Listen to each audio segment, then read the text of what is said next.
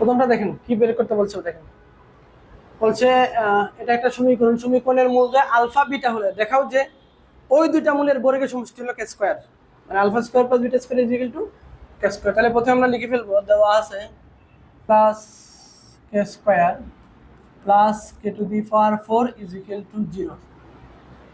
এই সমীকরণের মূলগুলো কি কি দেওয়া আছে বলেন? সমীকরণের মূলগুলো কি কি দেওয়া আছে? আলফা আর বিটা দেওয়া আছে। এখন আমাদের কাজ কি বলেন তো?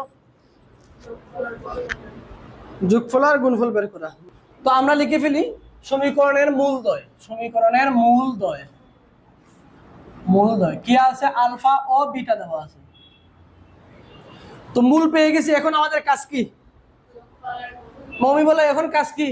মূল পাওয়ার সাথে সাথে কাজ কি? মূলদের যোগফল আর গুণফল লিখে ফেলা। অতএব আমি বাংলা কথা লিখছি না, আমি সরাসরি লিখে দিচ্ছি alpha plus beta is equal to, মমি বলো এখানে এর দায়িত্বে কে আছে বলো? এ কত এখানে? তাসমিয়া বলো তো দেখি, বি কত এখানে?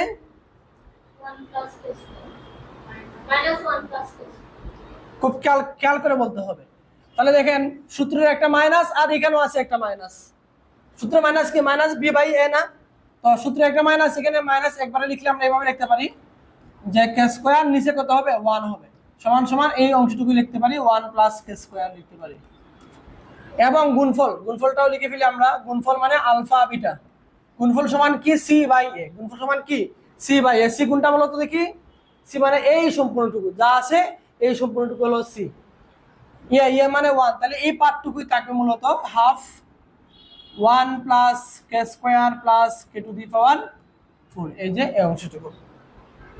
ওকে, মূলদের যোগফলও পেয়ে গেলাম, গুণফলও পেয়ে গেলাম। এবার আমরা যার মান বের করতে চাই লেফট হ্যান্ড সাইডটা একটু লিখে ফেলো। লেফট হ্যান্ড সাইড কি আছে? Alpha square plus beta square. Okay, Barna বলো তো, বর্ণা 1 বলো। এটা দেখার পরে তোমার কি করতে ইচ্ছে করে বলো? কি কোনটা অ্যাপ্লাই করবা বলো তো? a plus b whole square minus 2a b. এখন কি করব বলো তো দেখি, বলেন এখন কি করব? আলফা প্লাস বিটার মানটা কত মান দেওয়া আছে? 1 প্লাস কে স্কয়ার দেওয়া আছে, এই যে তার উপরে আবার whole square minus 2 into alpha বিটার মান কত দেওয়া আছে বলেন তো? হাফ দেওয়া আছে, 1 plus k square plus k to the power 4 দেওয়া আছে। এবার দেখেন এখানে কি করব বলেন তো? a প্লাস বি হোল স্কয়ারের সূত্র প্রয়োগ করব। a মানে 1, b মানে কে স্কয়ার, ঠিক আছে? তাহলে 1 স্কয়ার মানে 1 প্লাস 2ab মানে কে স্কয়ার প্লাস কে এর পাওয়ার কত আসবে? 4 আসবে। কত আসবে? 4 আসবে। এই 2 টু ক্যান্সেল আউট, -1 দিয়ে এটাকে গুণ দিলে -1 minus k square minus k to the power 4, k to the power 4 cancel out করেন, বাকি যা আছে দেখো একটু খেয়াল করো, ক্যান্সেল আউট, সবগুলা ক্যান্সেল আউট। দেখো এই যে -1 plus 1 cancel out, k to the power 4 k to the power 4, দুইটা কে স্কয়ার থেকে একটা বিয়োগ করলে কয়টা থাকবে? একটা থাকবে। এটাই প্রমাণ করতে বলা হয়েছিল, এটাই হলো রাইট হ্যান্ড সাইড। ওরাও বলেন বুঝছেন কিনা একটু বলেন।